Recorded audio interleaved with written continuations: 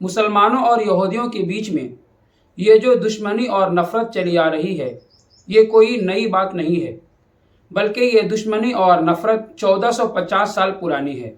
حالانکہ یہ دونوں مذہب والے ایک ہی خاندان سے ہیں۔ اس سے پہلے والے ویڈیو میں بتا چکا ہوں کہ آخر یہودی، مسلم اور عیسائی تینوں ایک ہی خاندان سے کیسے ہیں۔ یہ تینوں مذہب والے حضرت ابراہیم علیہ السلام کی اولاد میں سے ہیں، لیکن آج سے 1450 سال پہلے جب محمد صلی اللہ علیہ وسلم اس دنیا میں آئے، ان کے آنے کے بعد اور نبوت کا اعلان کرنے کے بعد یہی یہودی ہمارے دشمن بن گئے۔ آخر اس کی وجہ کیا ہوئی؟ آپ کو ایک عجیب بات بتاتا ہوں کہ جس وقت محمد صلی اللہ علیہ وسلم اس دنیا میں نہیں آئے تھے تو اس وقت یہودی اپنے دشمنوں کو یہ دھمکی دیتے تھے کہ ایک نبی آنے والے ہیں، ہم ان کے ساتھ مل کر تم پر حملہ کریں گے اور تم کو نیست و نابود کریں گے۔ دراصل یہ یہودی جس نبی کے نام پر اپنے دشمنوں کو دھمکی دیتے تھے یہ محمد صلی اللہ علیہ وسلم ہی تھے۔ لیکن جب محمد صلی اللہ علیہ وسلم اس دنیا میں آئے تو انہی یہودیوں نے سب سے زیادہ محمد صلی اللہ علیہ وسلم سے دشمنی نبھائی۔ محمد صلی اللہ علیہ وسلم کو راستے سے ہٹانے کے لیے، آپ کو نعوذ باللہ قتل کرنے کے لیے طرح طرح کی کوششیں کی۔ اسی لیے اگر آپ واقعات کو پڑھیں گے، اگر آپ ہسٹری کو دیکھیں گے تو محمد صلی اللہ علیہ وسلم کو زہر دینے والی عورت وہ بھی ایک یہودی تھی۔ محمد صلی اللہ علیہ وسلم پر جادو کرنے والا شخص لبید بن عاصم وہ بھی ایک یہودی تھا۔ حضور صلی اللہ علیہ وسلم کو بھری محفل میں بے عزت کرنے والا یہودی عالم زید بن سعنہ تھے جو بعد میں مسلمان ہو گئے۔ تو حضور صلی اللہ علیہ وسلم کی زندگی کو، اگر آپ کی تاریخ کو آپ پڑھیں گے تو آپ کو پتہ چلے گا کہ یہودیوں نے محمد صلی اللہ علیہ وسلم کو بہت زیادہ پریشان کیا۔ تو آخر اس کی وجہ کیا تھی کہ جو لوگ محمد صلی اللہ علیہ وسلم کا انتظار کر رہے تھے، محمد صلی اللہ علیہ وسلم کے آنے کے بعد وہی لوگ دشمن بن گئے۔ آخر اس کی وجہ کیا تھی؟ تو آج کے اس ویڈیو میں اسی ٹاپک پر بات کروں گا کہ جو یہودی محمد صلی اللہ علیہ وسلم کو مسیحا مان کر بے صبری سے آپ کا انتظار کر رہے تھے، آپ کے آنے کے بعد آپ کے جانے دشمن کیوں بن گئے، اور محمد صلی اللہ علیہ وسلم کو اور صحابہ اکرام کو کیوں اتنا زیادہ پریشان کیا۔ ویڈیو کو شروع کرنے سے پہلے آپ تمام بھائیوں سے گزارش ہے کہ جو لوگ نئے ہیں وہ اس چینل کو ضرور سبسکرائب کریں اور بیل آئیکن کو ضرور پریس کریں تاکہ ہر نئی ویڈیو کو نوٹیفیکیشن آپ تک سب سے پہلے پہنچ جائے۔ تو چلیے ویڈیو کو شروع کرتے ہیں۔ کیونکہ یہودیوں کی کتاب توریت میں اللہ تعالیٰ نے محمد صلی اللہ علیہ وسلم کا اور صحابہ کا ذکر کر دیا تھا۔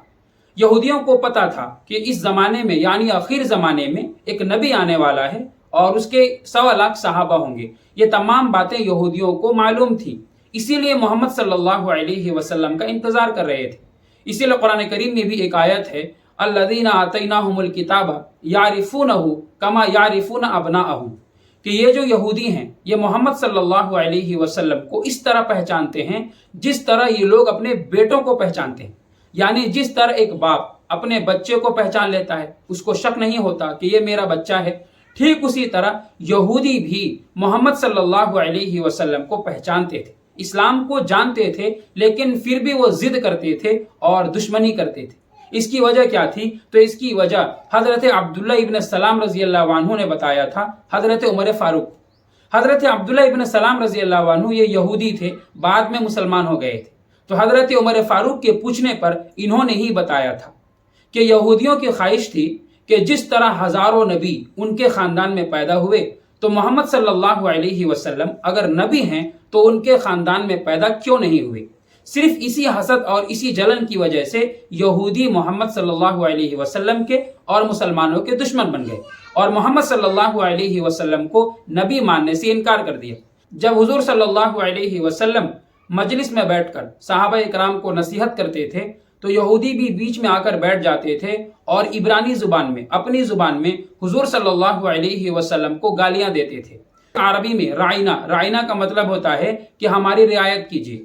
تو اگر صحابہ اکرام کو کوئی مسئلہ سمجھ میں نہیں آتا یا کچھ زیادہ ہو جاتا تو صحابہ اکرام حضور سے کہا کرتے تھے کہ رائنا، ہماری رعایت کیجیے۔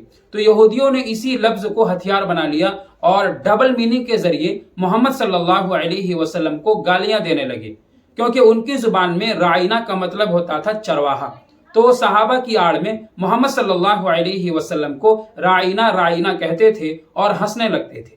ٹھیک اسی طرح حدیث کی کتابوں سے یہ پتہ چلتا ہے کہ جب یہودی محمد صلی اللہ علیہ وسلم کے پاس آتے تھے تو سلام اس طرح کرتے تھے، السلام علیکم، جس کا مطلب یہ ہوتا تھا کہ تم پر موت ہو۔ تو حضور صلی اللہ علیہ وسلم بھی سلام کا جواب ویسا ہی دیتے تھے۔ آپ سلام کا جواب اس طرح دیتے تھے، وعلیکم، یعنی وہ چیز تم ہی پر ہو۔ یعنی یہودی جو بد دعا کرتے تھے حضور اس کو لوٹا دیتے تھے۔ اور یہودیوں نے اپنی کتاب توریت سے جو محمد صلی اللہ علیہ وسلم کے صفات اور صحابہ کرام کے واقعات جو توریت میں تھے، یہودیوں نے اس کو بدل دیا۔ محمد صلی اللہ علیہ وسلم کے ذکر کو چھپا لیا اور صحابہ اکرام کے ذکر کو بھی چھپا لیا اور کسی کے سامنے بھی بیان نہیں کیا۔ اور جیسے جیسے زمانہ گزرتا گیا انہوں نے کتاب میں رد و بدل کرتے کرتے پورے احکام کو بدل ڈالے۔ صلی اللہ علیہ وسلم کو پریشان کرنے کے لیے یہودیوں نے طرح طرح کے راستے بنائے۔ حضور صلی اللہ علیہ وسلم کو دعوت میں بلایا اور کھانے پر زہر ملا دیا۔ کھانے میں زہر ملانے والی عورت یہودی تھی۔ اور ٹھیک اسی طرح بہت سارے یہودیوں نے مل کر محمد صلی اللہ علیہ وسلم پر جادو کرنے کی پلاننگ کی۔ تو جس جادوگر نے محمد صلی اللہ علیہ وسلم پر جادو کیا تھا اس جادوگر کا نام لبید بن عاصم تھا، وہ بھی ایک یہودی تھا۔ ایک یہودی کے بہت بڑے عالم زید بن ثانہ رضی اللہ عنہ تھے۔ انہوں نے محمد صلی اللہ علیہ وسلم کو قرضہ دیا اور بھری محفل میں آپ کو آزمایا۔ بعد میں زید بن ثانہ تو مسلمان ہو گئے۔ تو ایسے بہت سارے واقعات ہیں جس میں محمد صلی اللہ علیہ وسلم کو اور صحابہ اکرام کو یہودیوں نے بہت پریشان کیا، اور صرف اس وجہ سے پریشان کیا کہ محمد صلی اللہ علیہ وسلم اگر آخری نبی ہیں تو وہ ہمارے خاندان میں پیدا کیوں نہیں ہوئے۔ تو یہودیوں اور مسلمانوں کے بیچ کی جو یہ لڑائی ہے یہ کوئی نئی لڑائی نہیں ہے، بلکہ یہ 1450 سال پرانی لڑائی ہے۔ اور لڑائی کی وجہ صرف یہ ہے کہ یہودیوں کی خواہش تھی کہ جس طرح ہزاروں نبی ان کے خاندان میں پیدا ہوئے، یعنی بنی اسرائیل میں پیدا ہوئے، محمد صلی اللہ علیہ وسلم بھی انہی کے خاندان میں پیدا ہوتے تو اچھا تھا۔ بس صرف اسی ایگو کی وجہ سے، اسی انا کی وجہ سے جو یہودی محمد صلی اللہ علیہ وسلم کا ویٹ کر رہے تھے، انتظار کر رہے تھے، وہ یہودی آپ کے دشمن بن گئے اور آپ کو اور صحابہ اکرام کو بہت پریشان کیا۔ اور آج کی سب سے بڑی عجیب بات یہ ہے کہ جب کوئی اسلام کی ہسٹری بتاتا ہے تو لوگ اس کا مذاق اڑاتے ہیں۔ ارے بھائی، جس طرح آپ کی ہسٹری سچ ہے، آپ کو اپنی ہسٹری پر بھروسہ ہے، اسی طرح ہر مسلمان کو اپنی تاریخ پر اور اپنی ہسٹری پر پورا بھروسہ ہے، کیونکہ آپ کی تاریخ بھی ایک انسان نے لکھی ہے اور ہماری بھی جو تاریخ کی کتابیں ہیں وہ بھی کسی انسان نے لکھی ہے۔ اس لیے کسی کی تاریخ کا اور کسی کی ہسٹری کا یہ مذاق اڑانا یہ درست نہیں ہے۔